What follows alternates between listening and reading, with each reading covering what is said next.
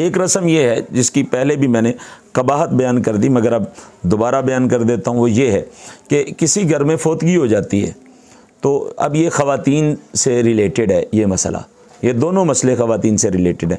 फौतगी हो जाती है तो पहली रस्म ये चल पड़ी है कि जी औरतें इकट्ठी हो जाएं, मुर्दे को गुस्ल दे दिया जाए, उसको घर के सहन में रख दिया जाए और औरतें अब पढ़ना शुरू कर दें।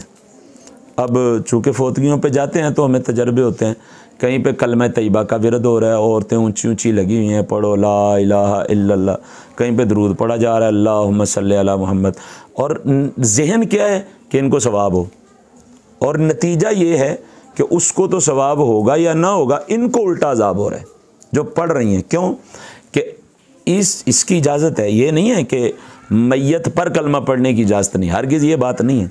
मैयत पर कुरान पढ़ने की इजाज़त नहीं, ये बात नहीं है, इजाज़त है। कुरान पढ़ सकते हैं आप, कलमा तय्यबा पढ़ सकते हैं, दुरूद व सलाम पढ़ सकते हैं, सूरह फातिहा पढ़ सकते हैं, सूरह इखलास पढ़ सकते हैं, आपको जो आता है पढ़ें, जो अच्छी चीज़ आती है आपको पढ़ें।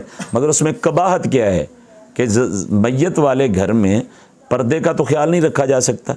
मैयत वाले घर में ये तो नहीं हो सकता कि मर्द इतनी करीब ना आए कि वो औरतों की आवाज़ ना सुन सकें। अगर वो आवाज़ मर्दों तक जा रही है तो ये सवाब की बजाय उल्टा अज़ाब हो रहा है और गुनाह हो रहा है जो बुलंद आवाज़ से औरतें पढ़ रही हैं। अब नतीजा क्या है, यानी इसका हल क्या है? इसका हल ये है कि अगर ख़वातीन ने पढ़ना है तो आहिस्ता आवाज़ से पढ़ें, और अगर वहाँ पे गैर महरम मर्दों का आना जाने तो पर्दे में बैठें, पर्दे के बगैर ना बैठें, और आपकी आवाज़ गैर महरम मर्दों तक न जाए, इस अंदाज से पढ़ें। अच्छा, ऊंचा पढ़ने का भी फ़ायदा है, मैं इसका भी इनकारी नहीं हूँ कि जब आप ऊंचा कलमा तय्यबा पढ़ेंगे, जब आप ऊंचा वहाँ पे कुरान पाक पढ़ेंगे, सूरह यासीन शरीफ पढ़ेंगे, तो इसका फ़ायदा होगा, ला मुहल्ला इसका फ़ायदा होगा मैयत को।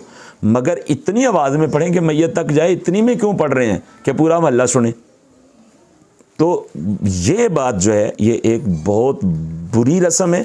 गो कि इसका तल्लुक़ हिंदुओं से नहीं है, मगर ये इस्लाम में इस वजह से नाजायज़, ममनू और हराम है कि गैर महरम जब उसकी आवाज़ें सुनते हैं और गैर महरम वहाँ पे जब आते हैं तो फिर औरतों के लिए बुलंद आवाज़ से और बेपर्दा रह कर के पढ़ना जायज़ नहीं है।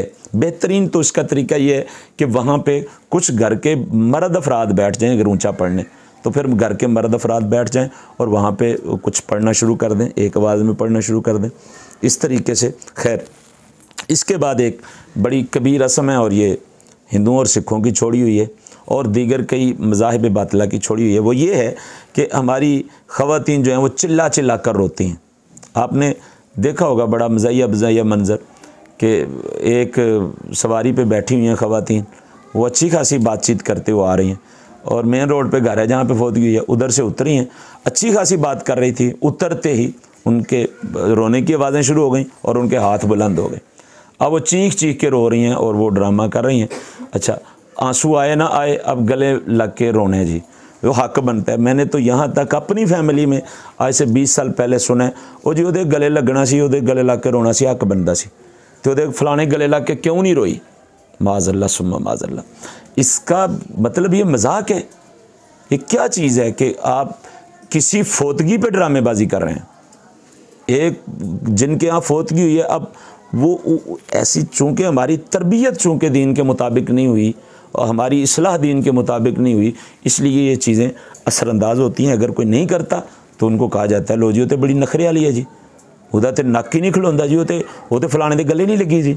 मगर जब हम अवेयरनेस देंगे, बिलखुसूस जो हमारे मदारस का शोबा तालिबात है, अगर हमारी मुअल्लिमात और मुबल्लिगात और दीगर मदारस की मुअल्लिमात और मुबल्लिगात जो वाज़ो नसीहत करने वाली हैं, ये अवेयरनेस दें, ये मौज़ूआत को डिस्कस करें, ख़वातीन में इनको बयान करें, ताकि इन बातों को कभी ना समझा जाए, जब इस पर अमल किया जाए तो लोग इसकी तासीन करें, ना कि इसकी तरदीद करें और तज़लील करें शरीयत पे अमल करने वाली किसी खातून की। बहरहाल अब चलाया जाता है, गिरेबान फाड़े जाते हैं, बैन डाले जाते हैं, तो ये सुन्ने अबू दाऊद शरीफ की हदीस है। रसूल करीम सल्लल्लाहु अलैहि वसल्लम ने इरशाद फरमाया कि जो ऐसी कैफियत में जब उस पर सदमा आ जाए, सर मंडवाए, चिल्लाकर रोए या गिरेबान फाड़े, हुजूर ने फरमाया लैसा मिन्ना, वो हम में से नहीं है।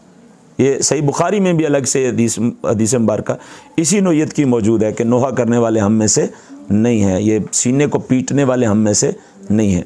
रोने की इजाज़त है, शिद्दत करब की वजह से अगर आपके आंसू निकल आते हैं तो ये मना नहीं है, इसकी इजाज़त है, आप रो सकते हैं, ठीक है, रोएं, मगर उसकी आवाज़ दूसरे लोग सुने, फिर उसको मुतरन्नम लहजे में रोना, फिर उसमें सुरें लगानी और फिर सुर लगा लगा के रोना, ये चीज़ें सिवाय ड्रामेबाजी के कुछ नहीं है और ये अमल बिल्कुल गैर शरई है और उसकी शरीयत इजाज़त नहीं देती। अच्छा, अब इसी का तीसरा हिस्सा ये है कि जब ख़वातीन रोती हैं, फौतगी पे जाती हैं, तो वहाँ पे कलिमात कुफ़र तक बक देते हैं।